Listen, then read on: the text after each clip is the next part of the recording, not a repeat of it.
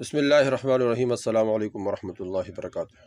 دوستو، ہر قسم مالی تنگی اور دولت کی تنگی کے لیے، رزق کی تنگی کے لیے وظیفہ بہت زبردست ہے۔ یہ حضور صلی اللہ علیہ وسلم نے ایک دعا مانگی، اور جو یہ دعا مانگتا ہے تو اللہ جل شان اس کی برکت سے مالی تنگی کو دور فرمائیں گے۔ عبداللہ بن مسعود رضی اللہ عنہ سے روایت نقل ہے کہ حضور صلی اللہ علیہ وسلم کے پاس ایک مہمان آیا۔ آپ صلی اللہ علیہ وسلم نے کھانا لانے کے لیے حکم فرمایا صحابہ کرام رضی اللہ عنہ کو۔ تو صحابہ کرام رضی اللہ عنہ ازواج مطہرات کے گھروں میں تشریف لے گئے، لیکن کسی گھر میں کچھ بھی نہیں ملا۔ کسی گھر میں سب کو یہی حال تھا، فقر و فاقہ ہو۔ حضور صلی اللہ علیہ وسلم پر کئی دن کے فقر و فاقہ گزرتے تھے۔ عائشہ رضی اللہ تعالیٰ عنہ فرماتی ہے کہ ایک چاند، دوسرا چاند، تیسرا چاند ہم دیکھتی تھی، لیکن ہم دو چیزوں کے علاوہ کچھ بھی ہمارے گھروں میں میسر نہیں ہوتی تھی، پانی اور کھجور۔ کھانے کے لیے کچھ بھی نہیں تھی۔ حضور صلی اللہ علیہ وسلم بھوک کی وجہ سے پیٹ میں درد ہوتا تھا، تو پھر حضور صلی اللہ علیہ وسلم بھوک کی وجہ سے پیٹ پر پتھر باندھتے تھے۔ جب صحابی آیا، شکایت کی، یا رسول اللہ صلی اللہ علیہ وسلم بہت فقر ہے، فاقہ ہے، غربت ہے، بھوک ہے۔ اس نے اپنے دامن اٹھایا کہ دیکھو یا رسول اللہ صلی اللہ علیہ وسلم، میں نے پتھر باندھا۔ تو حضور صلی اللہ علیہ وسلم نے اپنے دامن مبارک اٹھایا تو فرمایا کہ دیکھو میں نے 2 پتھر باندھے۔ حضور صلی اللہ علیہ وسلم کئی دن بھوکے و پیاسے حضور صلی اللہ علیہ وسلم رہتے تھے۔ تو یہ فقر و فاقہ،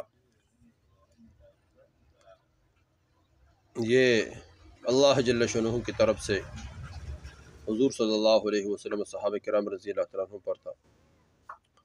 تو یہ اللہ جل شانہ پھر ان کی مدد بھی فرماتے تھے، اللہ سے مانگتے تھے تو اللہ جل شانہ دے دیتے تھے۔ جس طرح ہم اللہ جل شانہ سے مانگے، یہ فقر ہے، فاقہ ہے، یہ کوئی عذاب نہیں ہے اللہ جل شانہ کا، یہ بھی اللہ جل شانہ کی نعمت ہے۔ اس میں اللہ جل شانہ دیکھنا چاہتا ہے کہ اس وقت انسان کس طرف متوجہ ہوتا ہے۔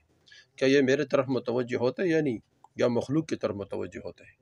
اگر انسان اس حال میں اللہ جل شانہ کی طرف متوجہ ہوتا ہے، حدیث میں آتا ہے جو اپنے فقر کو، جو اپنے بھوک کو چھپائے، تو اللہ 3 دن کے فقر و فاقے اور بھوک کو چھپائے تو اللہ جل شانہ اس کے لیے 1 سال بغیر محنت کے رزق کا بندوبست فرما دیتا ہے۔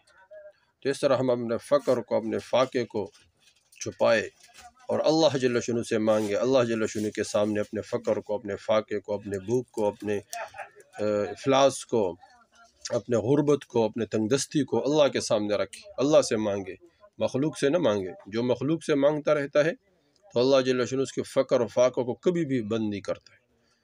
جو مخلوق کے سامنے ہاتھ پھیلاتا ہے، جھولی پھیلاتا ہے، تو اللہ جل شانہ اس کو مخلوق کے حوالہ کر دیتا ہے، پھر مخلوق اس سے بہت برا رویہ کرتا ہے۔ اور اللہ جل شانہ کے سامنے ہاتھ پھیلاتا ہے تو اللہ جل شانہ کے ساتھ اتنا اچھا رویہ کر دیتا ہے کہ اللہ جل شانہ سے خوش ہو کر اس کو روزی کے دروازے اللہ جل شانہ اس پہ کھول دیتے ہیں، اور اللہ جل شانہ اس کو وہاں سے روزی دیتا ہے جہاں انسان کے وہم اور گمان بھی نہیں۔ تو اس طرح دوستو، جب عبداللہ بن مسعود رضی اللہ عنہ کی جس طرح روایت ہم نے نقل کیا ہے کہ حضور صلی اللہ علیہ وسلم کے پاس مہمان آئے، آپ صلی اللہ علیہ وسلم نے کھانا لانے کے لیے صحابہ کرام رضی اللہ عنہ کو اپنی ازواج مطہرات کے پاس بھیجا۔ تو وہ صحابی جب واپس آئے تو حضور صلی اللہ علیہ وسلم کو کان میں چپکے سے حضور صلی اللہ علیہ وسلم سے عرض کیا، رسول اللہ علیہ وسلم کچھ نہیں ملا۔